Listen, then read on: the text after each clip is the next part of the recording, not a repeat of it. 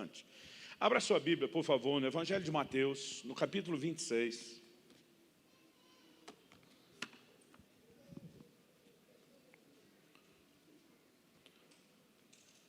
Uma vez alguém me disse, pastor, subir no púlpito e pregar é uma grande responsabilidade, não é? Eu falei, mas a responsabilidade não é só pregar, é o que a gente vai fazer lá. O apóstolo Paulo pediu oração para os Efésios, diz, irmãos, orai por mim, para que me seja, número 1, me seja dada a palavra. A gente não pode falar algo de nós mesmos. Quando era garoto, eu lembro de ouvir um pregador norte-americano na televisão dizendo, Deus está atrás de homens e mulheres, subam aos púlpitos, não para dizer eu acho que, eu penso que, mas que possam dizer assim diz o Senhor. Então Paulo diz que me seja dada a palavra, né? Não é uma hora da gente ficar dando opinião ou falando de nós mesmos. Mas Paulo também diz, e para que eu faça como convém fazer.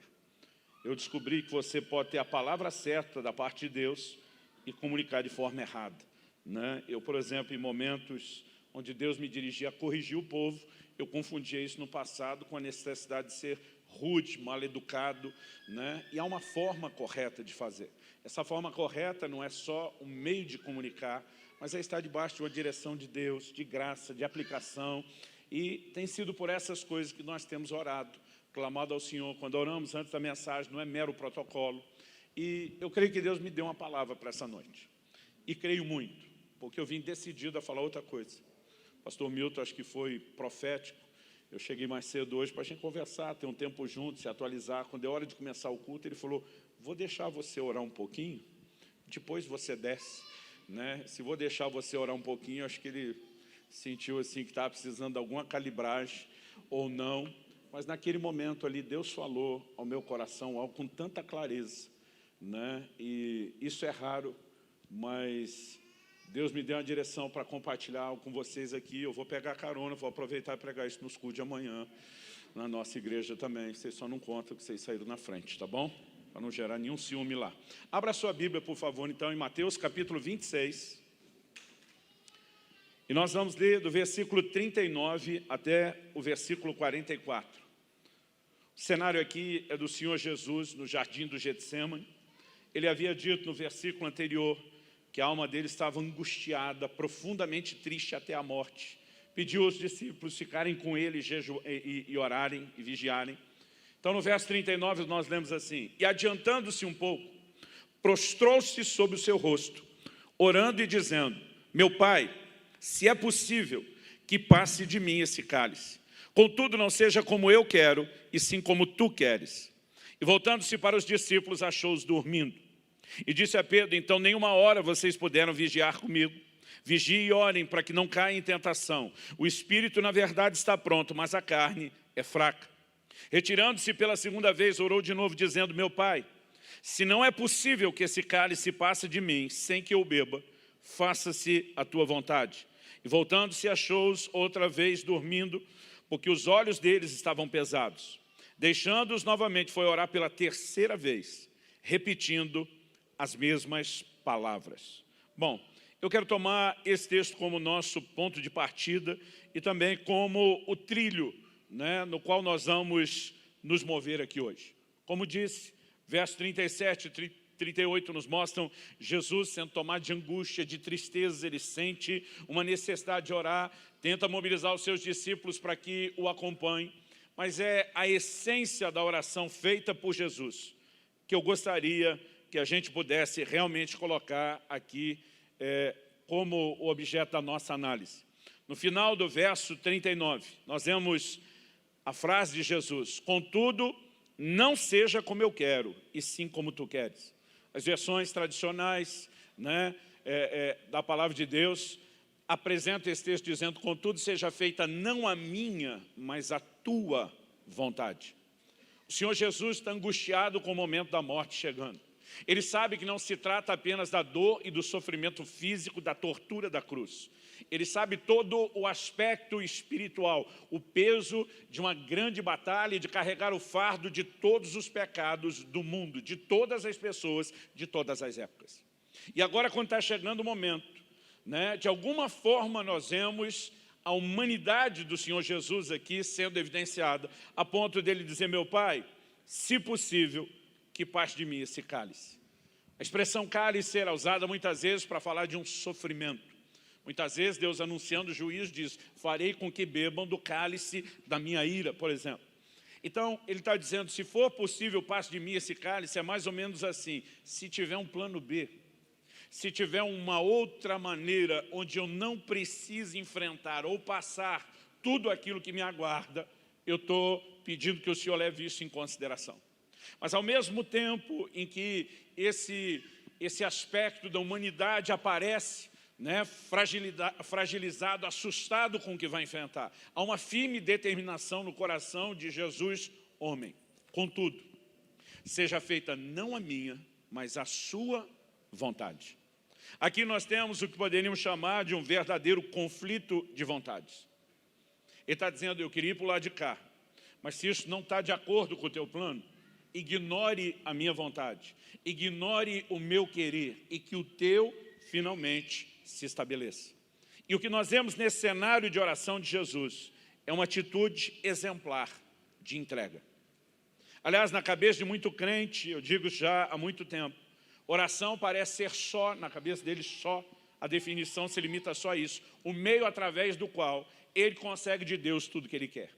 Se há uma verdade, né, depositada nessa frase, que a gente não pode negar, que por meio da oração podemos conseguir de Deus algo que queremos, por outro lado, nós não podemos restringir a definição de oração somente a isso.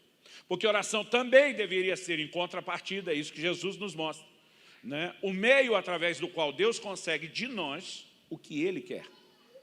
Oração não é só o meio através do qual eu e você conseguimos de Deus o que queremos. Também deveria ser o meio através do qual Ele consegue de nós o que Ele quer. E para que a gente chegue a esse nível, nós vamos precisar aprender uma atitude de rendição, de entrega. O tema da minha mensagem essa noite é aprendendo a entrega. Não há como eu e você pensarmos numa vida cristã sem colocarmos no devido lugar a rendição que é necessária para essa caminhada. Nós precisamos conciliar algumas coisas. Se prega e se fala muito no evangelho moderno, vou botar aqui entre aspas, porque a modernidade não poderia mudar o evangelho, que é imutável. Mas se fala de mais do que Deus deve fazer por nós, e se fala de menos do que nós devemos fazer por Deus. Cada vez mais nós exaltamos o bônus do evangelho e cada vez mais nós diminuímos o ônus, a renúncia, a entrega, a rendição, o sacrifício. A mensagem do evangelho segue se tornando cada vez mais antropocêntrica, colocando o homem em vez de Deus no centro. E me parece ter o propósito de agradar muito mais ao homem do que ao próprio Deus. A verdade é que nós não podemos ir a extremos e não podemos negar que existe aquele aspecto do que Deus faz por nós. Mas também não podemos ir ao outro extremo e negar aquilo que nós devemos fazer por Deus. E é justamente essa nossa responsabilidade que eu quero destacar um pouquinho mais. Então, o primeiro ponto que eu quero usar aqui para construir a nossa linha de raciocínio é falar justamente dessa distinção de vontades. Deus nos fez, né, com livre-arbítrio, com o poder de autodeterminação, de livre escolha. E eu e você podemos ter vontades que muitas vezes não são necessariamente as vontades de Deus. Nós podemos desejar coisas que não necessariamente Deus está desejando para nós. E não digo só a respeito de desejar algo ilícito. Muitas vezes nós podemos estar desejando coisas que até são lícitas, mas não cabem num plano personalizado de Deus para nós, ou pelo menos não naquele momento. E quando eu olho para as Escrituras, para mim fica muito evidente essa possibilidade do choque de vontades. Não apenas esse desenho do que vemos Jesus se ajoelhando para dizer: seja feita não a minha, mas a sua vontade. Mas, por exemplo, no livro de Tiago, no capítulo 4, a partir do versículo 13 até o 16, a gente lê assim: escutem agora vocês que dizem: hoje ou amanhã iremos para a cidade tal, lá passaremos um ano, faremos negócios e teremos lucros. Vocês não sabem o que acontecerá amanhã. O que é a vida de vocês? Vocês não passam de neblina que aparece por um instante e logo se dissipa. Em vez disso, deveriam dizer: se Deus quiser, não só viveremos, como também faremos isso ou aquilo. Agora, entretanto, vocês se orgulham das suas arrogantes pretensões. Todo orgulho semelhante a esse é mau. Em outras palavras, um crente que se rendeu ao senhorio de Jesus não deveria tentar ser senhor de si mesmo. Eu vejo pessoas que às vezes estão planejando uma mudança de cidade. Pastor, tal cidade tem uma proposta de emprego melhor. Olha, já vi escola para as crianças, já levei em consideração isso. Dá para transferir o plano de saúde, ter adequações. Você vê que a pessoa parece que cobriu todos os ângulos. Aí você pergunta, mas você tem certeza que é isso que Deus quer? Pois é, tem esse lado, né? Quase como quem diz, as pessoas normalmente querem fazer os seus planos e depois elas vêm pedir para a gente orar para Deus abençoar os planos delas, em vez delas se renderem, buscando qual é o plano de Deus, a vontade de Deus, o propósito de Deus. E a gente acaba tendo muito prejuízo desnecessário, porque não buscamos a vontade de Deus, não ouvimos sinalizações da parte dele, ou muitas vezes Deus sinaliza, a gente ignora, traça o nosso próprio caminho. Você lembra quando o apóstolo Paulo adverte naquele navio que ele está como um preso? Quando eles decidem sair, Paulo diz, olha, eu vejo que a viagem vai ser danosa, vai trazer prejuízo para o navio, para a carga e para as nossas vidas. De alguma forma o centurião fica balançado com o que Paulo fala, mas vai conversar com o dono do navio, né? Vai conversar com o timoneiro, e de alguma forma eles dizem, já enfrentamos tempestade piores, isso aí nós tiramos de letra. No fim enfrentaram uma tempestade, tiveram que jogar a carga fora, depois de perder a carga, o navio se perde no naufrágio e a vida dele só foi poupada por um milagre, por intervenção de Deus, provavelmente por conta de um intercessor ali dentro. Mas quando o negócio está para piorar de vez, Paulo levanta, e eu brinco que ele cumpre o papel da mulher no casamento. Todo casado sabe que raramente, há raras exceções, né? Tem exceções, mas são raras. Quando a mulher diz, meu bem, não faça isso, e a gente não ouve, vai terminar como? Com ela dizendo, eu falei, eu te disse. E aí Paulo se levanta e diz, vocês tinham que ter me ouvido e não ter saído de Creta para evitar esse prejuízo e essa perda. Sabe, muitas vezes, gente, nós estamos enfrentando prejuízos e a gente está atribuindo isso à providência divina. Deus tem um plano, Deus tem um propósito, tem não, cabeção. De vez em quando você tem que pegar um pelo pescoço, chacoalhar e dizer isso. Esse prejuízo é desnecessário. Deus já tinha dito que não precisava e foi você que não ouviu. Então, quando olhamos para a vida cristã, não dá para negar que muitas vezes Deus vai abordar esse conflito. O que é que eu aprendo nesse texto de Tiago? Em primeiro lugar, que a vontade divina, a vontade de Deus deve vir antes da nossa. Você pode repetir isso? Por mais óbvio que seja, diga, a vontade de Deus deve vir antes da minha. Segundo lugar, ele está dizendo que Deus tem uma vontade, um plano individual, personalizado. Quando ele está falando de mudar, ao mesmo tempo que ele aplica para todo mundo, ele diz que cada um deveria dizer a Deus, se o Senhor quiser, e se vivermos. E nós precisamos entender esse aspecto. O plano geral está revelado na palavra de Deus por meio de princípios claros. Ah, pastor, eu estava pensando aqui, talvez esse ano, já que tem pandemia, coisa difícil, dar uma sonegada no imposto. Não, querido, isso será sempre errado. E não tem nada que justifique o errado. Então, a gente não precisa nem consultar a Deus sobre isso. Mas há elementos, são pessoais. Em que cidade alguém vai morar, né? Decisões importantes que muitas vezes se tomam sem nenhuma oração.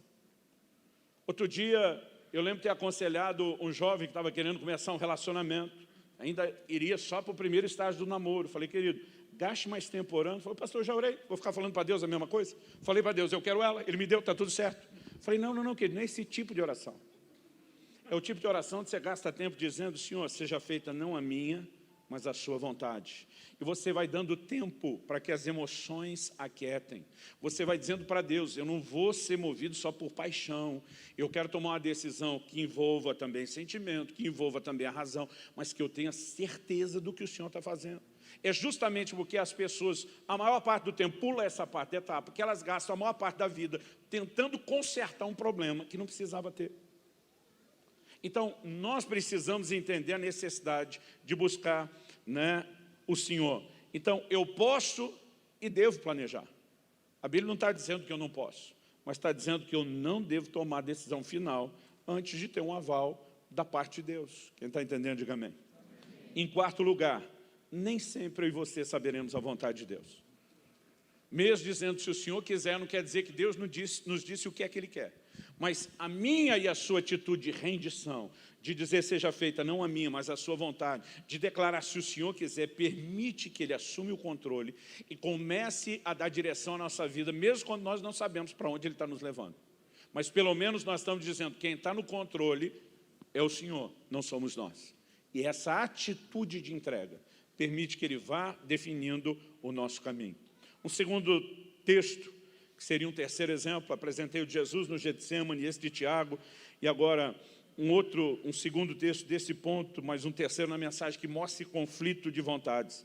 Está em Provérbios, capítulo 16, eu vou ler do versículo 1 até o versículo 3, que diz assim: o coração do ser humano pode fazer planos, mas a resposta certa vem dos lábios do Senhor. Todos os caminhos de uma pessoa são puros aos seus próprios olhos, mas o Senhor sonda o espírito. Outras versões diz, pesa o espírito. Alguém falou outro dia para mim, falou, pastor, mas o espírito tem peso?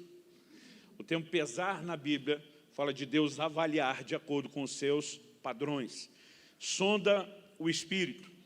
Entregue as suas obras ao Senhor, e o que você tem planejado se realizará.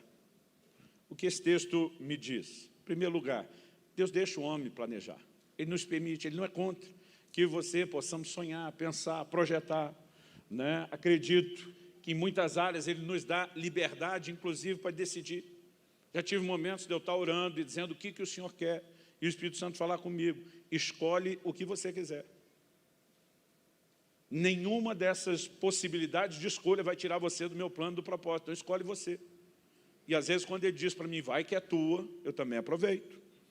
O importante, querido, não é não tomar decisões, é não tomar decisões contrárias à vontade de Deus. Muitas vezes nós temos esse leque de escolha, né? Podemos saber, por exemplo, Abraão tinha uma convicção tão grande que Deus estava com ele, que na hora de separar de Ló, ele diz, escolhe o que você quer, o que sobrar é meu.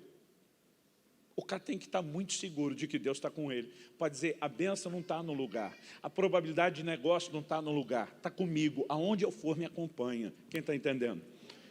Agora, o que eu percebo é que além de Deus deixar o homem planejar, Deus vai pesar as motivações. Muitas vezes não é só o que queremos, a pergunta é, por que queremos? Porque nós podemos estar querendo coisas boas com motivações ruins. Pastor, eu quero servir a Deus, eu quero ser um pregador da palavra. É errado isso? Não. Agora a pergunta é por quê? Você quer de fato agradar a Deus, servir as pessoas, ou você quer este lugar só para buscar projeção e reconhecimento? O porquê refina essa avaliação de uma maneira que muitas vezes nós não fazemos ideia. Mas o que me chama a atenção é quando a Bíblia diz, entregue suas obras ao Senhor, e o que você tem planejado se realizará. Em outras palavras, Deus está dizendo, eu não quero que você abra a mão, porque eu estou aqui para contrariar tudo que você quer. É porque em determinados momentos você pode sair da linha. Mas Deus está dizendo, se você mantém essa atitude de entrega, você inclusive vai ver muito mais se realizando do que sem ela. E eu e você precisamos confiar, que apesar de haver um frequente conflito de vontades, a gente talvez indo para um lado que nem imagina que Deus queria outro, né? Mas apesar de haver isso, há um Deus que é o melhor para nós. A renúncia, ou o que nós chamamos do sacrifício na caminhada cristã, não pode ser olhado como se Deus estivesse nos sabotando, como se Ele estivesse nos trolando. Nós precisamos acreditar e entender quem Ele é e reconhecer que a vontade dEle sempre, não é de vez em quando, não é a maior parte das vezes, sempre será melhor do que a nossa. Quem está entendendo, diga amém. Bom, segundo lugar, um dos fundamentos que eu e você precisamos entender e de tempos em tempos recordar é que o reino de Deus vem em primeiro lugar. Jesus diz em Mateus 6,33, busque em primeiro lugar o reino de Deus e a sua justiça. Ele diz, e o resto, as demais coisas serão acrescentadas.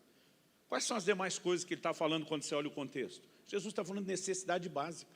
O que comer, beber, vestir. Ele está falando de necessidade básica.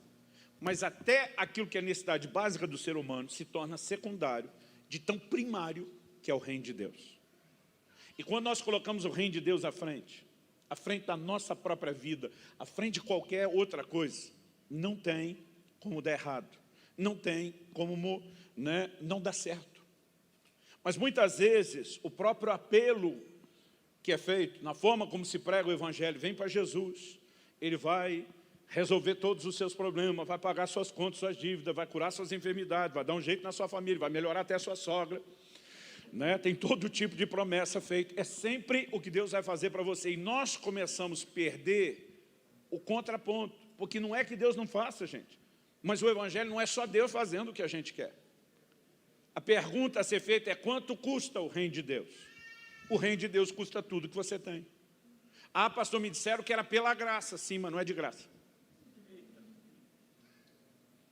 Não, pastor, isso não é bíblico. É. Em Mateus 13, os versículos 44 a 46. Em 3 versículos, Jesus conta 2 parábolas. Nas 2, ele mostra que o reino de Deus custa tudo que a gente tem. E diz: o reino de Deus é semelhante a um homem que encontrou um tesouro no campo. Vai, movido de alegria, vende tudo que tem para adquirir o campo. O que é o campo? É o reino de Deus. Como que ele adquiriu? Abriu mão de tudo que tinha.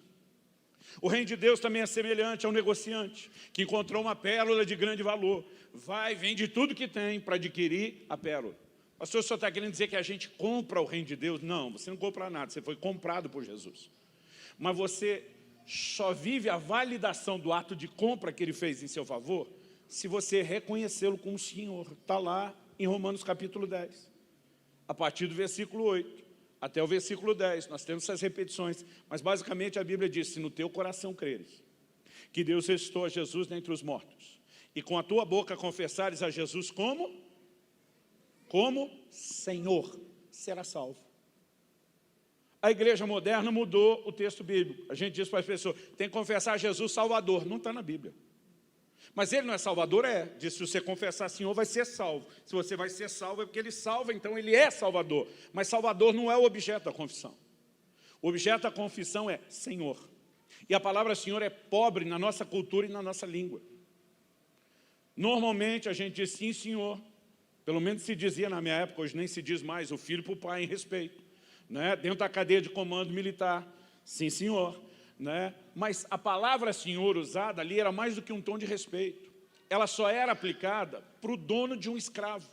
Senhor era o amo, era o possuidor de uma outra pessoa. Então essa pessoa olhava para aquele a quem ela pertencia, que era o seu próprio dono, e chamava ele de Senhor. Então a Bíblia diz que é assim que nós temos que confessar Jesus. Porque se ele de fato nos comprou, ele é nosso dono e nós somos sua propriedade. Então, quando eu e você nos dobramos diante do Senhor Jesus e reconhecemos que ele é nosso Senhor, naquele momento nós estamos dizendo: nós não somos donos de nós mesmos, a nossa vida não é nossa, nada do que eu tenho, na verdade, é meu, é tudo seu, porque o Senhor me comprou com tudo que eu tenho, com tudo que eu sou, com tudo que eu terei, com tudo que eu serei. Então, o Senhor é o dono. No momento que você reconhece ele dono, você está dizendo: eu não tenho mais nada. Junto com a entrega da minha vida, eu estou dando tudo o que eu tenho. Então, o reino de Deus custa tudo que você tem, não é porque você está comprando. É porque se você entende o ato de compra que ele fez, você tem que desistir de tudo. E se você não entende e não reconhece, a salvação não te alcança. Então, não tem outro jeito de entrar no reino de Deus, a não ser abrindo mão de tudo. Pastor, não me falaram isso antes. Deveria ter lido as letrinhas pequenas do contrato antes de ter assinado. Mas quando você veio à frente no apelo entregar a vida a Jesus, talvez o gerente do banco não mencionou como deveria as letrinhas pequenas do contrato, mas foi isso que você fez. Quando olhamos para o que a palavra de Deus ensina, gente, Jesus é muito claro e incisivo nessas coisas. Abre comigo em Lucas, capítulo 14, só vamos fechar essa ideia do reino de Deus em primeiro lugar. Isso vai nos ajudar a ter um equilíbrio em relação ao que nós estamos falando. Lucas, capítulo 14, eu quero que a gente comece a partir do versículo 25, diz: grandes multidões acompanhavam Jesus, e ele, voltando-se, lhes disse: se alguém vem a mim e não me ama mais do que ama o seu pai, a sua mãe, a sua mulher, os seus filhos, os seus próprios irmãos, as suas irmãs e até a própria vida, não pode ser meu discípulo. Grandes multidões. Aliás, com frequência você vai ver nos evangelhos, quando tem muita gente, Jesus vai começar a explicar melhor a essência do compromisso. Não é que ele não quer todo mundo, mas é quase como se ele estivesse dizendo: eu acho que eles não entenderam, porque talvez não estariam tão empolgados se tivessem entendido. Então ele vai sempre dar aquela checada e aquela conferida.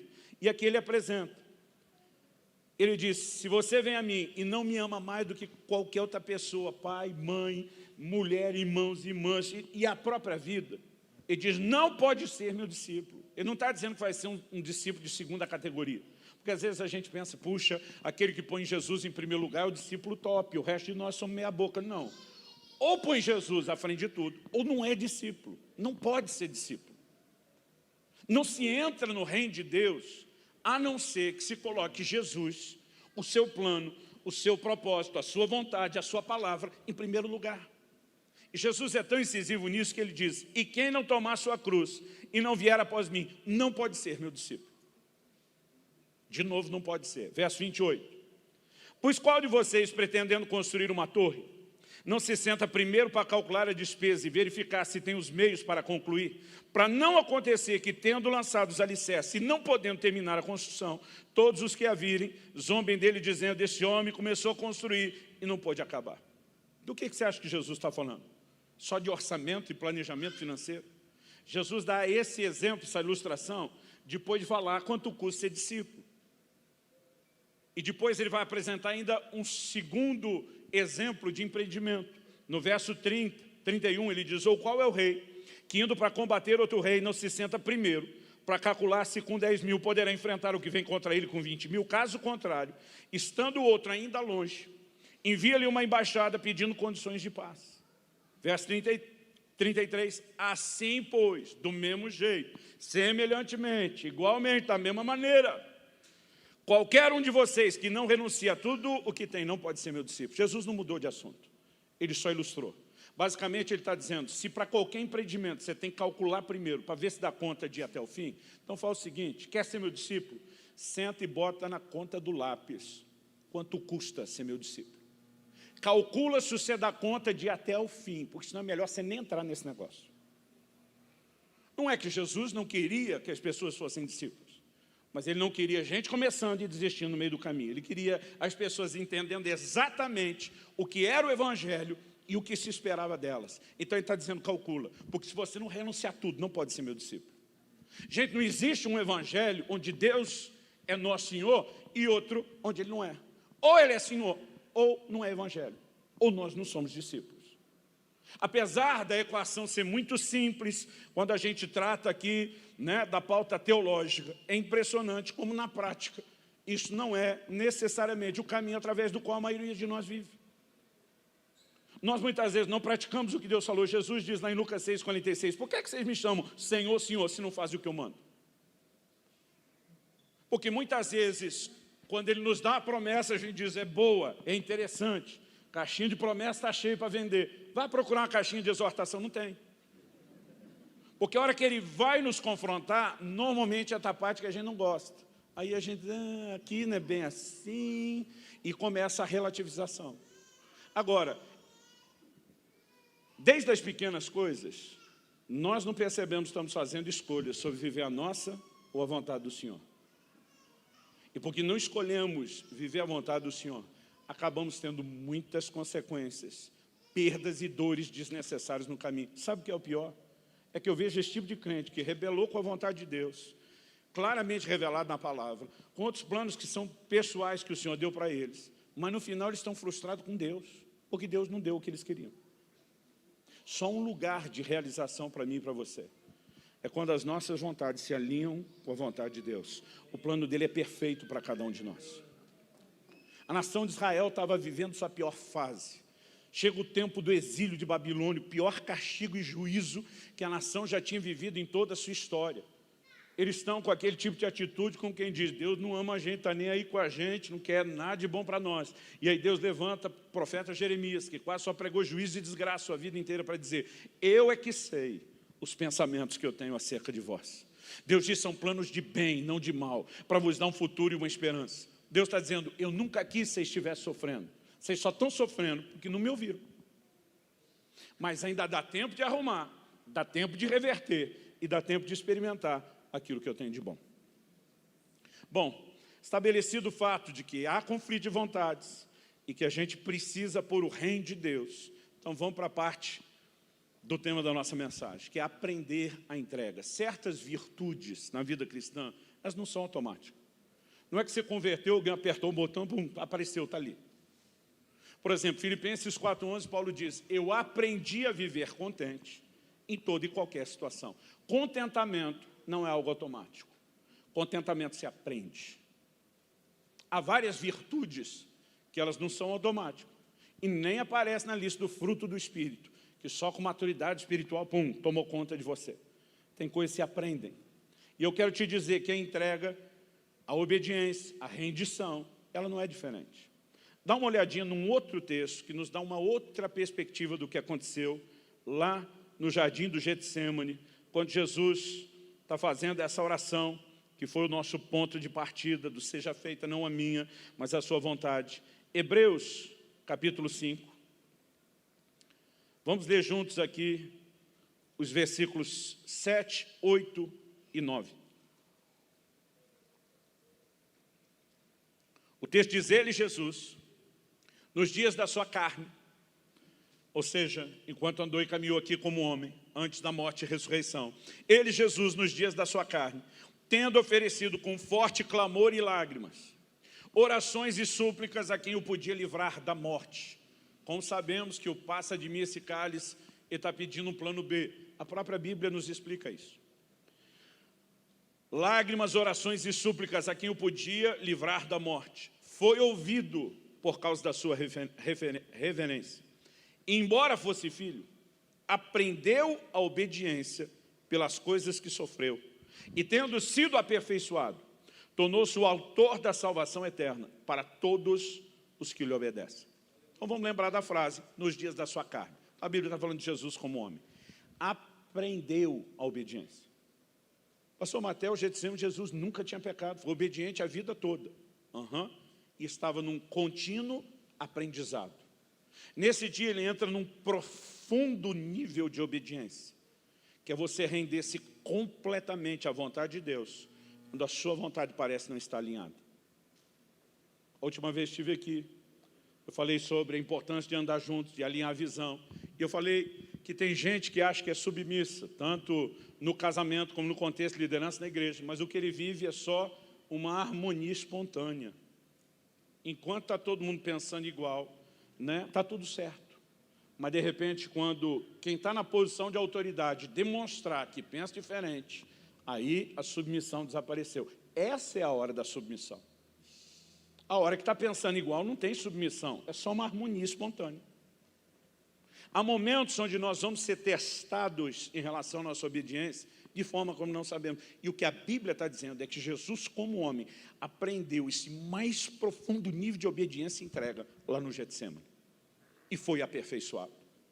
Aliás, algo que nós precisamos entender sobre a vida de oração. Nem sempre Deus vai mudar as circunstâncias que nós queremos, mas sempre nós podemos esperar mudança. Se não mudar as coisas do lado de fora, Ele vai mudar a gente do lado de dentro e vai nos fazer crescer em meio àquelas circunstâncias. Nós podemos esperar mudança. Nem sempre é a mudança que a gente quer. Não foi a mudança pela qual ele começou orando, mas a Bíblia diz que ele aprendeu a obediência, a Bíblia diz que ele foi aperfeiçoado. Nós precisamos descobrir, e isso é um sinal de maturidade, o que esse lugar de oração, onde a gente entra não só para reivindicar as coisas, mas para dizer, Senhor, seja feita a sua vontade. Pode dizer, olha, eu por mim, na minha limitação, pegaria esse caminho, gostaria que fosse assim. Mas quem entende das coisas é o Senhor. E quando alguém chega nesse nível, não é porque foi apertado um botão lá no céu, ou uma espécie de instinto espiritual se manifestou. Isso é aprendizado. E ninguém aprende nada sem treino. Ou seja, eu e você podemos presumir que havia da parte do Senhor sempre uma atitude contínua de rendição à vontade de Deus. E quanto mais nós nos exercitamos e praticamos, melhor fica a coisa. Quem está entendendo, diga amém. Muitas vezes, querido, vamos falar agora do plano personalizado. A gente tem dificuldade com algumas coisas, até porque a gente tem a tendência de se comparar. Um dia eu falei para Deus, eu falei, Senhor, eu não tenho nenhum problema do Senhor ter dito que eu não posso ganhar dinheiro com a venda dos meus livros. Eu só tenho problema de saber que o Senhor deixa outros ganhar. Se ninguém pudesse, estava tudo bem. Se todo mundo pudesse, estava tudo bem. Agora, o resto pode, eu não posso. E às vezes, sem que você perceba, você pode cair numa armadilha. Deus não está sendo bom, Deus não está sendo justo. Ele sempre é bom, Ele sempre é justo. A gente não consegue acompanhar os pensamentos e caminhos dele, são mais altos, mas nós precisamos confiar que Ele sabe o que faz e que Ele está certo. Então, só uma forma de viver rendição é quando eu e você confiamos. Mas vamos falar do processo de aprendizado. Envolve o treino, envolve sofrimento. Quando a Bíblia diz que Jesus aprendeu obediência pelas coisas que sofreu, não está falando da morte. Isso foi antes da morte. Está falando do conflito de vontades. Isso traz sofrimento. Traz ou não traz? Ou será que é só eu? Alguns anos atrás, eu vi há muitos anos atrás, não é alguns, chega uma hora, não dá para falar só alguns. Algumas décadas atrás, eu ouvi uma mensagem do pastor Francisco. Nosso Chicão, de vez em quando a gente chama ele lá de Pai Chico, mas alguns reclamaram que parece coisa de pai de santo, né? Não gosto que chame ele de Pai Chico. Mas o pastor Francisco falou que existem 3 níveis de entrega. E eu nunca mais esqueci aquilo. Eu, na época que eu vi ele, não era pai ainda. Ele disse, você ainda vai entender isso melhor o dia que você tiver filhos. Mas ele falou assim para mim, o mais alto nível, mais sacrificial nível de entrega que você vai encontrar na Bíblia e na experiência humana é alguém entregar a Deus um filho. Ele diz, não tem nada que a gente dê tanto valor. E na Bíblia, ele destacou, tem 3 pessoas que viveram a entrega de filhos em níveis completamente diferentes. Ou seja, nós estamos falando de aprender entrega, vamos falar logo para os profissionais que praticaram o mais alto nível de entrega. Já estudamos um pouco, desde o início aqui, a atitude de Jesus, e vamos falar desses que tiveram que entregar filhos. Um deles foi Abraão.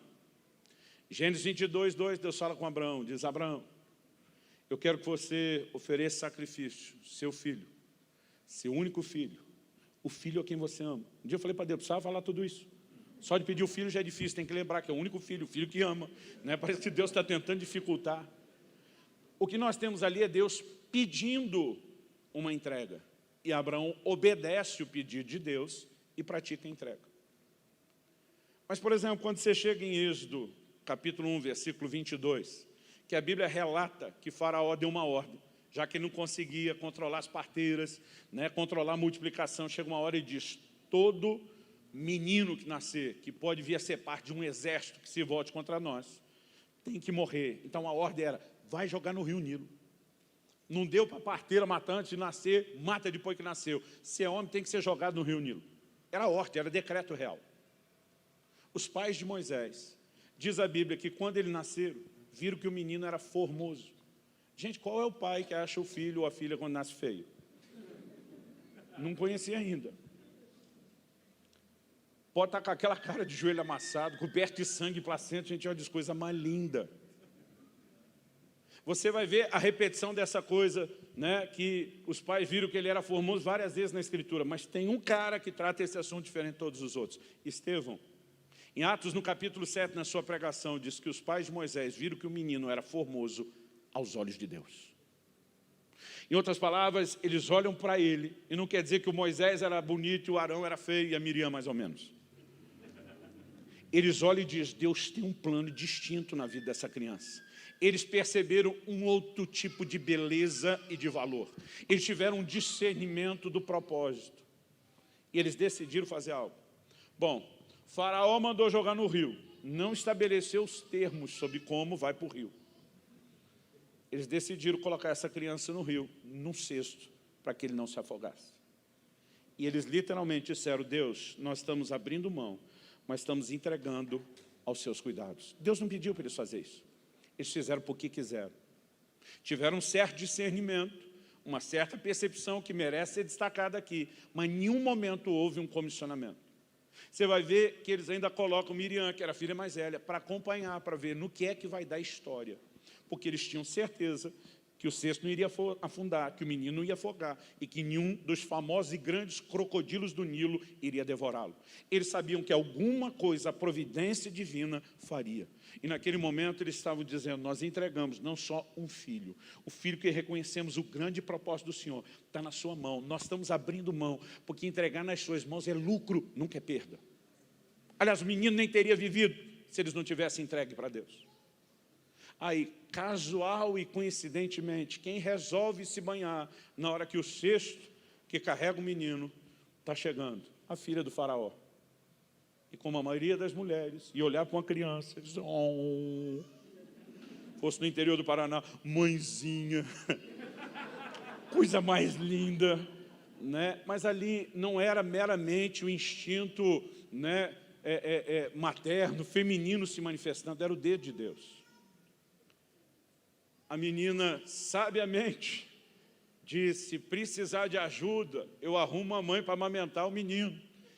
E aí a mãe do Moisés, que não podia criá-lo, foi pagar para criar o menino. Deus fez o inimigo investir no libertador. Não é irônico? É um nível de entrega, e nós sabemos, tanto no caso de Abraão, que fez o que Deus pediu, como no caso dos pais de Moisés, né, que decidiram fazer algo. Qual foi o resultado? Mas nós temos um terceiro nível de entrega quando falamos dos filhos. 1 Samuel, no capítulo 1, você vai ver Ana oferecendo a Deus um filho. Pastor, ela não está no mesmo nível dos pais de Moisés? Não. Mas Deus não pediu, é verdade. Mas também não foi só ela oferecendo. Não foi ela que disse, se o Senhor me der, eu tenho uma outra teoria. Na verdade, peguei ela emprestada dessa mensagem do Francisco desde então. Esse terceiro nível de entrega é a entrega que Deus provoca. Como Deus provoca? A Bíblia diz que quem fechou a madre de Ana para não ter filhos foi Deus. O problema dela não era só de ódio patológico. Não era coisa do Satanás. A Bíblia diz, Deus cerrou a madre de Ana. E aí Ana tem uma rival, porque poligamia era permitida naquela época. E tem uma mulher, a mulher era vista com essa função, o valor dela era medido pela procriação, a mulher que não podia ter filhos, normalmente não era valorizada. Eucana era um homem nobre, tratava ela com muita distinção, mas por causa da provocação da outra, ela se sentia humilhada. Um dia, não aguentando mais a humilhação, ela disse, Senhor, se o Senhor me der um filho, não é nem mais pelo filho, é para eu esfregar na cara dessa miserável que me incomoda todo dia. Eu dou ele para o Senhor, eu nem quero filho. Eu só quero lavar a alma com essa mulher que me incomoda todo dia. Sabe qual é interessante? Naquele momento, até então na história, Israel está chegando ao clímax da sua apostasia. Pioraria depois, mas até então não tinha chegado àquele nível.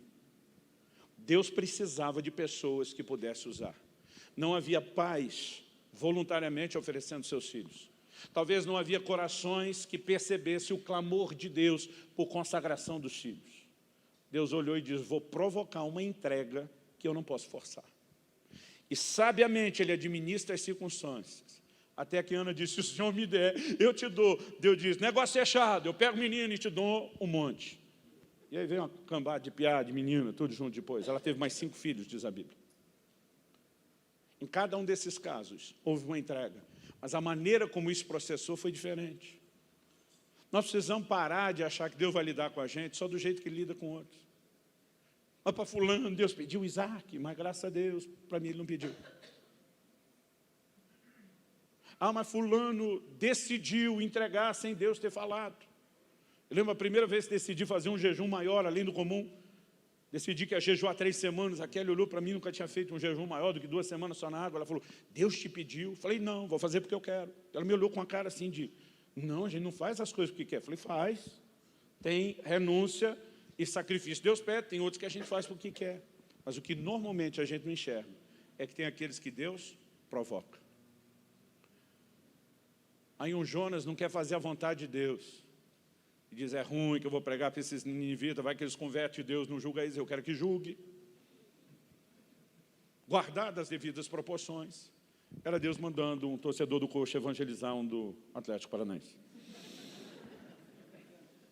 Falei, guardadas as proporções, porque não era o mesmo nível de ódio do caso dele. Que eu estou falando. Jonas não queria obedecer a Deus. E diz, é ruim, vou fugir. Aí Deus vai fugir? Vai fugir um pouco. Vou deixar você achar que está no controle. Ele entra no navio para fugir, Deus manda uma tempestade. Aí diz, quer saber, gente? Vai morrer todo mundo se vocês definirem. O problema sou eu, pessoa consciente, me joga na água. Né? Deixa eu me afogar, morrer, que vocês estão livres. Jogar na água, cessou a tempestade, o povo diz, está livre. Deus olha para o Jonas, mas você não, miserável. Manda um peixe para engoli-lo e diz, não vai morrer afogado também não. Vai sofrer um pouco mais. Deus sabe apertar alguns botões. Muitas vezes, quando falamos do livre-arbítrio, nós achamos que Deus, momento nenhum, vai tentar nos livrar de determinados enganos e nos ajudar a repensar escolhas. Ele faz isso o tempo todo. E muitas vezes Deus vai, de uma forma ou outra, usando circunstâncias que nos apertam, até que a gente chega a uma entrega. Jonas diz, está bom, eu sei. Deus dá um santo comando para o peixe, dá um santo vômito. Irmão, não sei o que foi ficar enrolado nas águas, dormir dentro do peixe, não comer. Não sei se deu aquele efeito gástrico, né, do processo digestivo. Agora, ser expelido, ser engolido já não deve ser fácil entrar. Ser expelido, não sei como que foi. Não deve ter sido a melhor das experiências.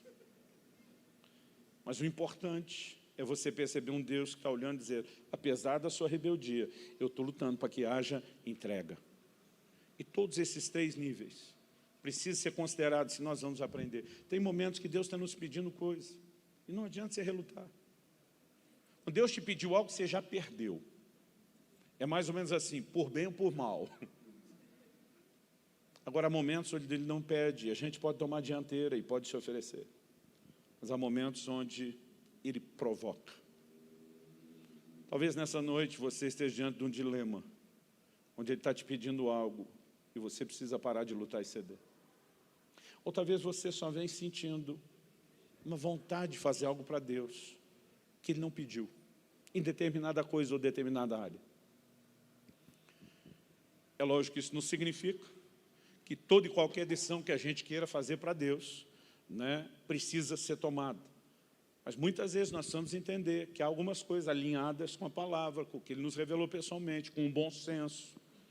Outras coisas que envolvem família, que tem a concordância de todo mundo e que podem ser tomadas por uma decisão.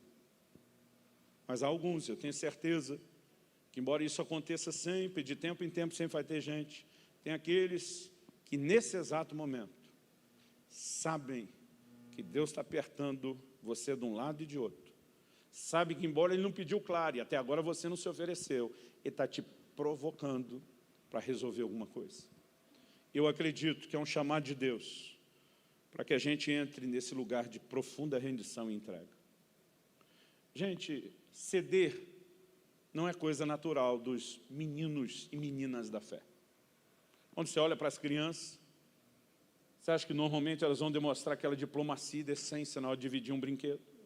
As primeiras coisas, é meu, não é meu, toma aqui, já estão trocando tapa. Agora, Paulo diz, quando eu era menino, falava com menino, agia com menino, fazia coisas de menino. A maturidade, muitas vezes, nos ensina a ceder. E com a maturidade espiritual não é diferente. Quando Jesus disse, se te bater numa face, vira outra. Se pedir para você andar uma milha junto, né, ofereça ainda a segunda. Se quiser tirar a capa, entrega junto a túnica. Ele está falando de algo que os maduros vão conseguir praticar. Os carnais não conseguem se mover no nível de alguns que já alcançaram uma outra maturidade espiritual. Mas algo que também a gente não pode negar e precisa entender é que maturidade também não vem tão rápido. Ela demanda de nós algum tempo. E eu quero terminar falando disso. Em João, no capítulo 21, nos versículos 18 e 19, o Senhor Jesus diz para Pedro, quando você era mais moço, aqui para mim não é só a idade cronológica, é a falta de maturidade. E diz, você ia para onde queria. Você se cingia, se vestia, você mandava no seu nariz, você estava no governo. Mas Pedro, saca só, deixa eu te dar a letra de como vão ser as coisas lá na frente. Quando fores mais velho, e aqui de novo não é só a idade cronológica, é maturidade, o Senhor diz, ou te cingirá e te levará para onde você não quer. É depois de falar isso que Jesus diz, então você vai estender as mãos. Estenderás as mãos, ou te cingirá e te levará para onde você não quer. Pedro tinha dito e prometido para Jesus, eu não sou um candidato a traidor, como o Senhor está falando, mas por ti eu morreria, daria minha vida. Jesus dá encarada messiânica no Pedro, disse, morreria por mim. ainda essa noite, tipo, não vai nem demorar. Antes do galo cantar, você vai me negar 3 vezes. Pedro, não, Senhor, de modo nenhum. E nós vimos que Pedro não estava com essa bola toda. Só que agora Jesus está falando, teve a época que você se governava, escolhia. Vai chegar a hora que você vai perder o controle. E quando você realmente tiver perdido o controle, o mais profundo nível de rendição, estenderás as mãos. Verso 19 diz que Jesus explicou e disse isso, significando com que tipo de morte Pedro haveria de morrer. Então olhe para cá mais uma vez, estenderás as mãos. Morte por crucificação. Quando eu era criança, lendo a Bíblia, eu achava que só Jesus e os 2 bandidos tinham sido crucificados e mais ninguém na terra. Demorou para eu entender, e eu fui descobrir isso na escola, estudando história, que o Império Romano crucificou incontáveis milhares de pessoas. Era uma das formas de execução e tortura antes da execução mais comum naquele tempo. Jesus está dizendo, Pedro, no início, você estava prometendo morrer, mas não dava conta de entregar o que prometeu. Vendia, mas não entregava a mercadoria. E diz, vai chegar a hora que você vai amadurecer num nível que você não vai ter relutância nenhuma. Diz a tradição, isso não é informação bíblica, que na hora de morrer, a tradição foi a história transmitida nos primeiros séculos, verbalmente, de maneira oral e escrita somente nas próximas gerações. Diz a tradição que Pedro não só foi crucificado, mas que na hora de ser crucificado ele teria dito, não sou digno de morrer como o meu Senhor. E pediu que o crucificassem de cabeça para baixo. Aquele Pedro correndo da morte, correndo do mais alto nível de sacrifício que ele conhecia até então, a entrega da própria vida. Chega um momento de maturidade, Jesus disse, quando for velho, você vai chegar lá. É lógico que Deus não bota pressão em criança espiritual para viver coisas que nós precisamos de tempo. Mas à medida que o tempo passa, Ele também está olhando para mim e para você, dizendo, ei, eu espero que você cresça. E se há algo que eu e você precisamos entender para viver a plenitude do propósito de Deus, mais do que só a oração, é a rendição que se pratica também por meio da oração. Venha teu reino, seja feita a tua vontade. Seja feita a tua vontade não é só Deus, faz todos os milagres que o Senhor quer. Me conduz por onde o Senhor quer, mesmo que não seja necessariamente aquilo que eu quero. Irmão, tem hora que eu estou lendo a Bíblia. Ontem, lendo o livro de Ezequiel, Deus diz para o Senhor, eu vou tirar com um só golpe a delícia dos seus olhos. A Bíblia diz, no final daquele mesmo dia, a esposa de Ezequiel morreu. Eu falei, Deus, tem maturidade para lidar com isso, não. O Senhor, para usar o cara de sinal para a geração rebelde, está nem aí com o Senhor. Tirou a esposa do cara que está aí com o Senhor. E o Senhor não diz, filho, estou trazendo um livramento, que ninguém aguenta essa mulher, nem você, nem eu. Não, Ele diz, a delícia dos seus olhos. Era assim, o que Ele tinha de precioso. Aí eu pensei, falei, Senhor, eu estou há quase 27 anos no pastorado. São 30 anos de ministério pregando para os outros. Não consegui absorver esse nível de entrega. Não sei se eu estaria ali dizendo, louvado seja o seu nome, o Senhor sabe o que faz. Pode ser que eu falasse para o Senhor, não dá para matar de outro. Já que uma tem que ir, não pode ser outra. Passa de mim o seu cálice. A gente não sabe o que leva alguém a dizer o que Jesus disse, se for possível, passa de mim o cálice. Tem jeito de contornar, dá para mudar o plano. Agora, o que eu e você precisamos entender é que à medida que crescemos, deveria haver um nível de maturidade que nos leve à mais profunda confiança. Ele está acima de qualquer suspeita. Ele é sempre fiel. Ele é bom, Ele é justo, Ele não pode negar-se a si mesmo, Ele não falha. Então, ainda que seja difícil para a nossa mente limitada, precisa haver um coração maduro, que vá se exercitando, praticando entregas em níveis tão profundos, onde a gente diz ao Senhor, eu não estou lutando contra o Senhor, eu estou no seu time, eu me submeto ao que o Senhor quer. Pastor, esse negócio de Ezequiel que o senhor mencionou, uma revelação, não. Fica tranquilo, só um desabafo. Um desabafo de como, de tempos em tempos, a gente vai percebendo que há níveis que nós ainda não alcançamos. De repente você olha e diz, aqui eu aprendi entrega, isso aqui talvez eu não dou conta. Então precisa ser um aprendizado contínuo. Mas pensa num caminho de gratificações, não só momentâneas e terrenas, mas principalmente eternas. Pensa num caminho que não apenas vai nos levar a ter recompensas extraordinárias agora e depois, Mas melhor do que tudo, eu imagino que não há gratificação maior do que o sorriso de nosso Senhor, aquele que se deu por nós, dizendo: você se alinhou à minha vontade. De um dia poder ouvir da boca dele: servo bom e fiel, entra no gozo do seu Senhor. Vamos ficar em pé para parecer que está acabando?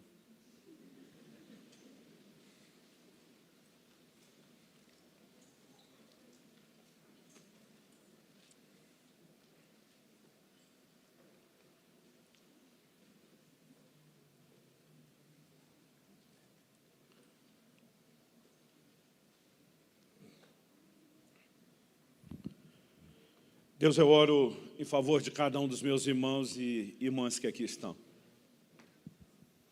E honestamente acreditei que, por ser uma festa de aniversário, o Senhor nos levaria a um tipo de mensagem que a gente terminasse mais sorrindo do que pensativos ou até confrontados. Mas nós te louvamos que a Tua palavra é sempre boa. A Tua vontade não só é boa, ela é perfeita. E nós te bendizemos, porque antes de te conhecer e viver Teu senhorio, não vivíamos nenhum tipo de liberdade que nos foi cerceada. Nós éramos escravos de um péssimo amo, de um terrível senhor, que apenas nos fez sofrer. Viver debaixo do Teu senhorio é mais do que uma promoção, é um privilégio imensurável. Até porque, embora legalmente Tu estejas na posição de Senhor e nós de servos e escravos, o Senhor não nos trata apenas nessa base, mas nós Te devemos submissão. E nós queremos aprender a andar em obediência a Ti. Ensina-nos, Senhor. Abre os nossos olhos.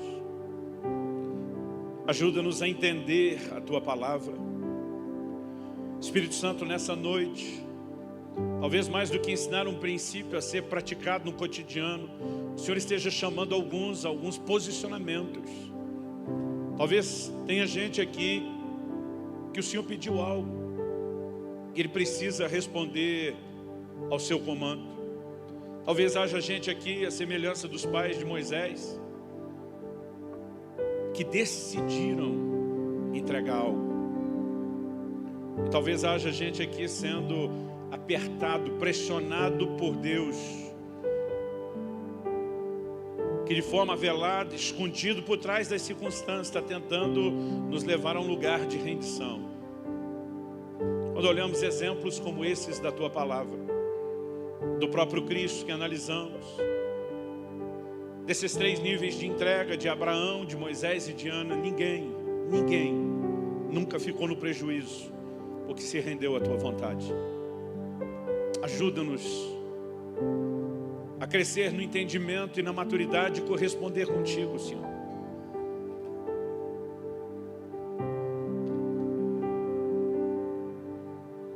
Eu sei que de alguma forma o Senhor parece estar preparando essa casa para algo novo. Não apenas um novo tempo de colheita, mas uma nova dimensão de semeadura antes dessa colheita, que requererá de nós entrega e sacrifício em níveis que talvez ainda não experimentamos.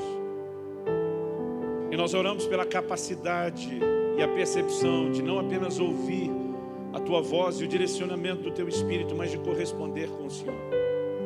Nós queremos nessa noite reafirmar Teu senhorio sobre as nossas vidas. E eu quero te encorajar a fazer isso do seu jeito, da sua maneira. Dizer: Jesus, um dia eu entreguei minha vida ao Senhor. Talvez na época você não tivesse entendido o que entende hoje. E eu gostaria que você reafirmasse o senhorio da sua vida. Ora como se achar melhor, em pé, sentado, de joelho, em voz alta, em voz baixa, não importa. Mas eu gostaria que nesse momento você pudesse reafirmar: Jesus, você é o Senhor da minha vida. Eu sei que eu lhe devo obediência, submissão, em níveis maiores do que os que eu consegui praticar até agora. Eu quero não só reafirmar o teu lugar de Senhor, mas a minha disposição, não apenas de manter o nível de compromisso que eu tive até hoje, mas de crescer, de aprender a entrega, de viver rendição nos seus mais diversos aspectos e nas distintas áreas da vida.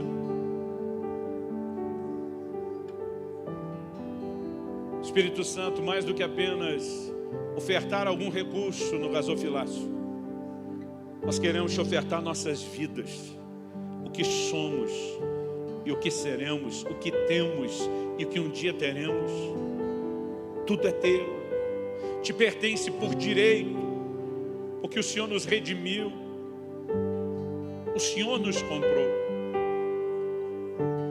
Mas nós queremos mais do que apenas aceitar isso, nós queremos viver de bom grado o entendimento do privilégio que é estar debaixo do teu cuidado e do teu senhorio.